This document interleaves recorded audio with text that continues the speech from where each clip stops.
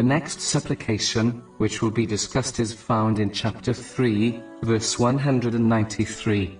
Our Lord, indeed we have heard a caller calling to faith, saying, "Believe in your Lord," and we have believed.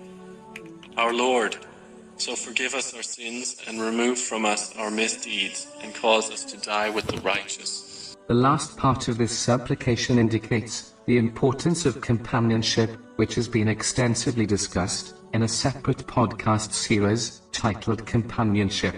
But to sum up, this supplication reminds Muslims, if they desire to die amongst the righteous, which means to die as a righteous Muslim, they must follow in their footsteps.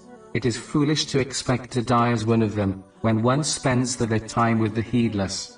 In addition, dying as one of them requires their company during one's life, as a person adopts the characteristics of their companions, which has been indicated in a narration found in Sunnah, Abu Dawud, number 4833.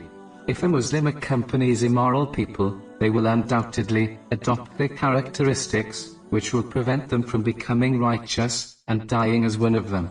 How can a person expect to end up with a particular group of people if they take a path different from theirs? In addition, this part of the supplication highlights the importance of loving the righteous, as they are beloved to Allah, the Exalted. But simply declaring one's love verbally is not good enough. One must prove this declaration by following in their footsteps.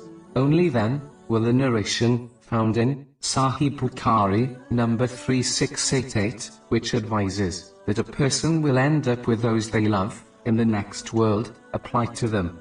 If one follows the footsteps of the misguided, it proves their love for them, and therefore, they will end up with the misguided in the next world.